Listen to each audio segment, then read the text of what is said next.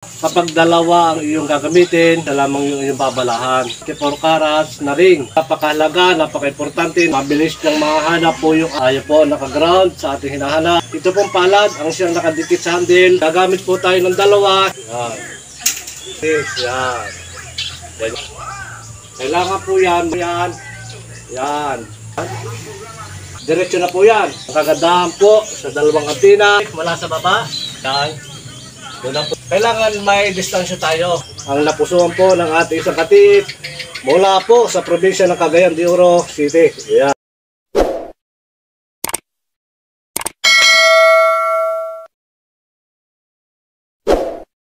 Isang mapagpalang araw at magandang buhay sa ating mga kababayan, sa ating pong mga katiits.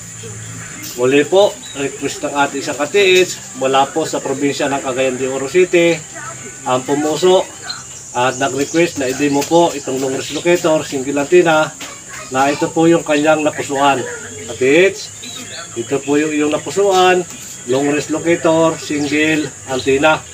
Ito po ay pang long distance, pang malayuan, at kung ano po yung iyong ibabala, yun po ang hahanapin ng ating single antenna. At muli katiits, i-demo ko po kung paano ito gamitin.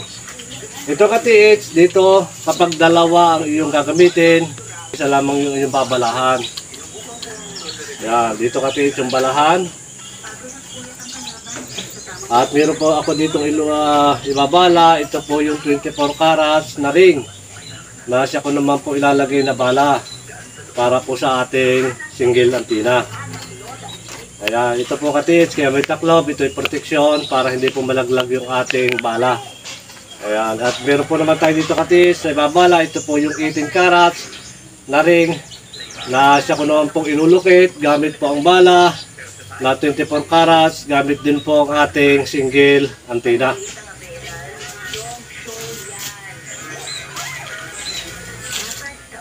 At dito katiits, dito ko po ilalagay yung aking babala, ito po babala ko, na inulukit ko po yan, ito po yung 20 at 18 carats na ring. At sa paggamit mo katiits, dito pong long wrist locator single antenna, ay dahan-dahan mo pong hihilahin itong antenna, silipin mo kung tuwid. Ayan.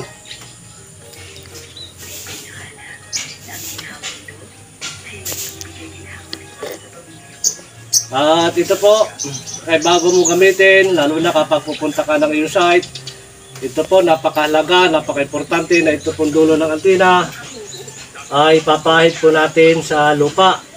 Ang purpose po nito ay mabilis niyang makakabisado yung area, mabilis niyang makahanap po yung ating target, yung ating pong hinahanap mga katiits.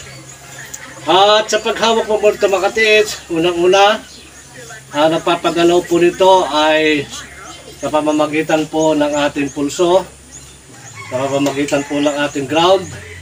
Tayo po naka-ground sa ating hinahanap, magkakaroon po tayo ng enerhiya papunta po dito sa long wrist locator, single antenna, at yun po magpapatakbo, hahanap bilang ground, magnetic field sa atin po hinahanap.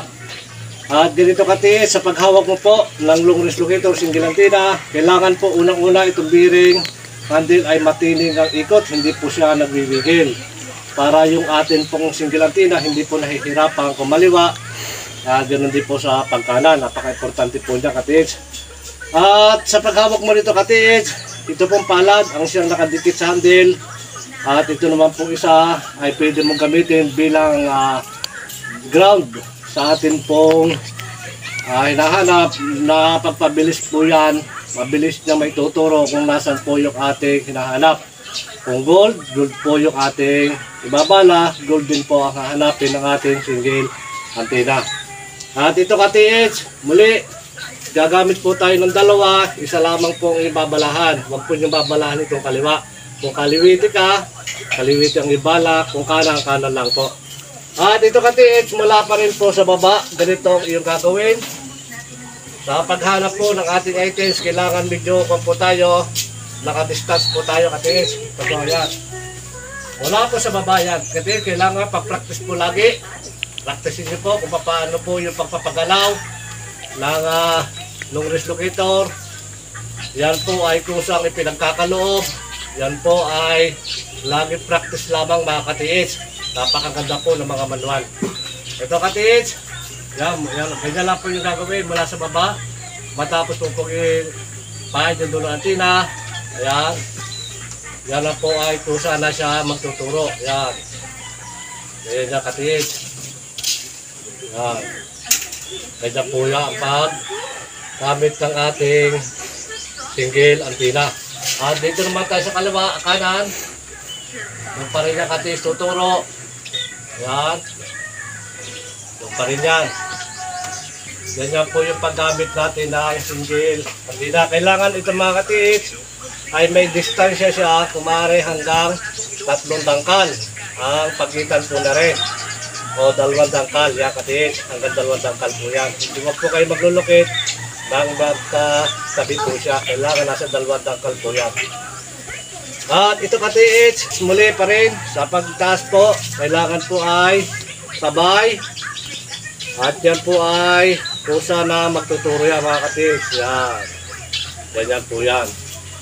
Dito pa rin mga katiits. Yan po yung ating target. Yan, ganyan po yan. Yan. Kailangan po yan magkasabay silang papaling. Kailangan po siya katiits ay sabay po silang papaling. Kailangan pagpraktisan niyo po yan. Yan. At muli ko pong inuulit sa ating pong mga kababayan. Wala po nagsimula na marunong na pong gumamit ng long range locator. Lahat po yan ay pinag-aaralan, pinagsisikapan. Pagkaluban po kayo na makapagpagalaw ng long range locator ay isa na rin po yung malaking biyaya yan para sa inyo mga katiits. Mula pa rin po sa baba. Ayan. Diyan po yan, babalik. Kailangan po parehas. Ayan. Ayan na katiits. Ayan. Mula sa baba. Ayan. Mula sa baba. Diretso yung katiits. Parehas siyang papaling doon sa ating pong target. At ito katiits. Ayan. Nandun po yung ating target. Ngayon, kapag gagamit po kayo ng 2 antina, single antina, dito pa lang mga katiits, nandito po sa side yung ating target. Dito pa lang mga katiits, mapapansin nyo na kung saan po bumabaling yung ating single antina. Ngayon, kakaliwa po kayo, dyan po yung katiits. Ayan, papunta din po yon. Ngayon, matapos yung gamitin katiits sa kanan, at siya ay kumaliwa. At kung kayo naman po ay nasa kaliwa, kakanan yan. Ngayon katiits, dito na po yung ibinibigay niyang direksyon kung saan po natin nalulukit yung ating hinahanap. Ngayon katiits, ganito lang ngayon yung gagawin. Sinturuhin nyo na po yan. At ilihis nyo na kaunti. Babalik po yan doon sa ating target, sa ating hinahanap. Yan. Babalik po yan. At kapag itinapat nyo yan mga katiits, itinutok nyo na, magkakaroon na po kayo ng idea na diretso na po yan. Diretso na po yung ating hinahanap. Ito po yung way. Ngayon, kung hindi nyo pa rin po mga katiits nakikita, hindi na po babaling yan. Ito pong ating single antina. Pero nalaman po kung meron din nakabaon, meron din din eh. Ang laro po ng ating single antina ay kaliwat kanan. Ngayon ito katiits, dito tayo focus. Kapag po yung nasinturan nyo, katulad dito ng atis, yan, bumabalik siya. Dito naman sa kabila, bumabalik. Yan po yung katis. Diretso na po yan. Dahan-dahan nyo pong lalapitan yan. Tuwid po. Kung saan ibinibigay ng 2 antina. Kaya, at pag kayo natapatan, yan po ay malalaman nyo na dito na po yung ating target. Yan, ito na katis. Nagkusa na po yung nag-iikis ang 2 locator. Kaya katiits, ito na po yan. At kung mga katiits, yan, kung mapalampas naman po kayo, yan ang po ay bubuka na. Kaya katiits, at yan naman po ay hintay nyo at yan ay babalik. Ito po yung ating single antina. Ang kagandahan po sa 2 antina, ito po ay kapag natapatan mo, ay siya na po ay nag-iikis. Yan, ganyan katiis. Kailangan po ang pag-ikis niya ay dapat po ay nakasagad. At ito po ang ating binti. Ito po yung tumatama sa mismo pong ating item na hinahanap.